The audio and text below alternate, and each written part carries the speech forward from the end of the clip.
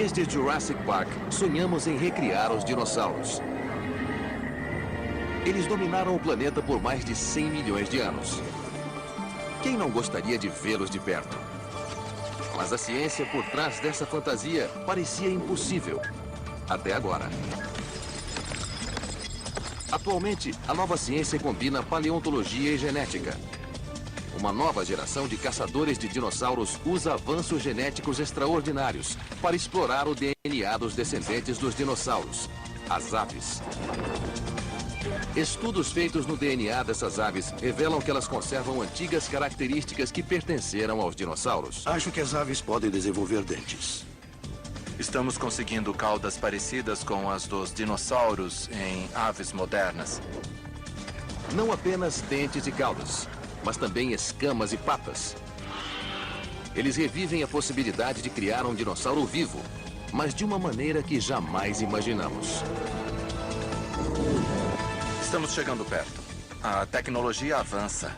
Acho que a única barreira que existe é a filosófica. Será que a ciência é capaz de trazer os dinossauros de volta? A volta dos dinossauros.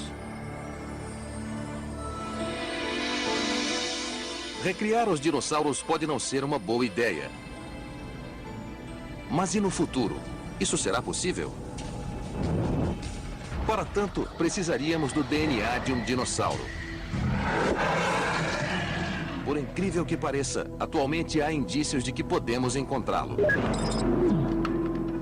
A primeira tentativa aconteceu em 1992, quando Raul Cano e seu ex-aluno, Hendrik Poinar, conceberam um estranho experimento. Eles tentaram recuperar o DNA de um inseto quase tão antigo quanto os dinossauros, preso no âmbar, uma seiva de árvore endurecida transformada em pedra transparente. Especulações sobre essa possibilidade inspiraram a história de Jurassic Park. Cano decidiu experimentá-la de fato. Esta é uma abelha sem ferrão. Provavelmente de 25, 30 milhões de anos. Esta é uma formiga. Podemos ver a cabeça. Aqui estão o tórax e o abdômen. Isto é uma mosca. O tecido está muito bem conservado. Imagens como essas levantaram a possibilidade de criar um Jurassic Park, porque é possível que alguns desses organismos tenham sugado o sangue de um dinossauro e conservado o DNA do dinossauro. A ideia parecia engenhosa, mas impossível. Até que Cano decidiu procurar DNA antigo com uma técnica nova, capaz de detectar os menores fragmentos de DNA. Eles começaram esterilizando o... Você é burro, cara, que loucura. Eles começaram esterilizando o âmbar. Em seguida, acrescentaram nitrogênio líquido congelante. Agora o nitrogênio líquido começou a borbulhar. O âmbar vai esfriar bastante e quebrar. Com isso, teremos acesso ao seu interior e poderemos coletar as amostras. Em seguida, Cano triturou o tecido e adicionou produtos químicos que formaram milhões de cópias de minúsculos fragmentos de DNA, para então poder detectá-los em um gel. Surpreendentemente, depois de muitas tentativas, eles conseguiram detectar uma pequena sequência do DNA de uma abelha de 40 milhões de anos. Pouco tempo depois, os cientistas do Museu Americano de História Natural recuperaram o DNA de um cupim da antiguidade. De repente, o impossível parece possível.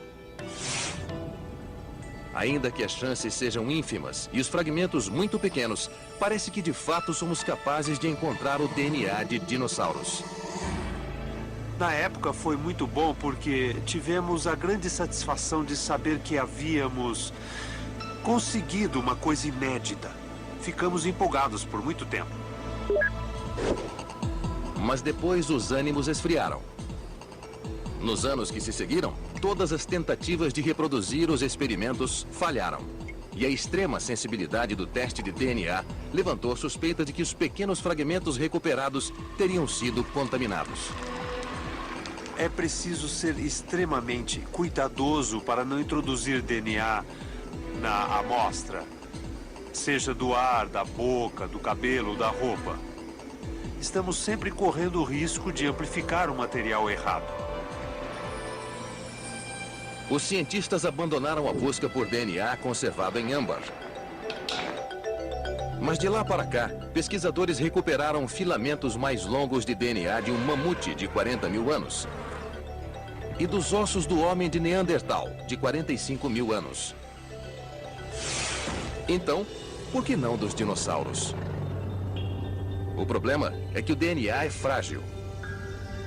Durante a fossilização, bactérias, água, mudanças de temperatura e raios cósmicos provocam a decomposição. Atualmente, muitos cientistas duvidam que o DNA possa sobreviver mais do que alguns milhões de anos. Aparentemente, recriar dinossauros jamais será possível. Mas a esperança de encontrar o DNA de dinossauros ressurge inesperadamente. Desta vez, ele pode vir direto de um dinossauro. O famoso paleontólogo Jack Horner foi consultor do filme Jurassic Park. Ele descobriu a primeira evidência de que os dinossauros cuidavam dos filhotes. E foi pioneiro em técnicas modernas e inovadoras, como o uso do laser em mapeamento. Em seguida, ele foi responsável por outra inovação.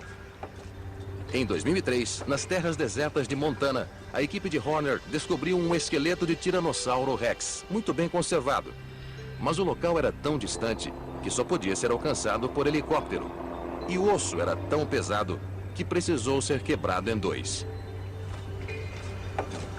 Normalmente, ninguém quebra os ossos que encontra, nem a nossa equipe.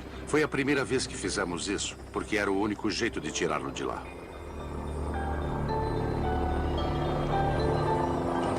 Horner entregou um pedaço do osso a uma de suas ex-alunas, a paleontóloga Mary Schweitzer. Ela o examinou e imediatamente percebeu uma estrutura incomum em seu interior. Era semelhante a um tipo específico de osso encontrado apenas em aves prenhas.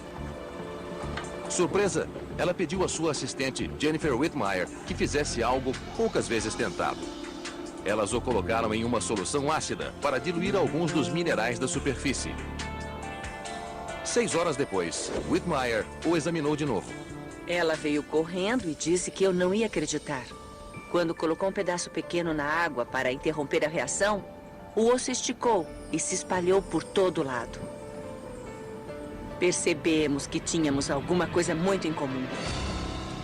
Parecia um tecido mole. Não imaginávamos encontrar tecido mole. Achávamos que tudo estaria fossilizado e, portanto, não podia haver tecido mole. Quando examinaram as partes próximas do osso, ficaram ainda mais surpresas. Os vasos sanguíneos saltaram, foi inacreditável. Achei que aquilo não era possível e fizemos de novo e de novo. Enfim, foi um daqueles acontecimentos científicos surpreendentes, uma coisa que não acontece com frequência. Não deveria haver vasos sanguíneos em ossos fossilizados. Muitos cientistas acreditam que moléculas orgânicas não duram mais do que 100 mil anos. Mas o osso de Schweitzer tem 68 milhões de anos.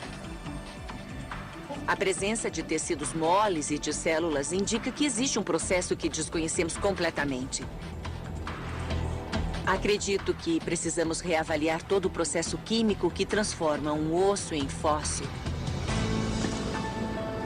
Então, Schweitzer e Horner começaram a busca por mais tecidos moles.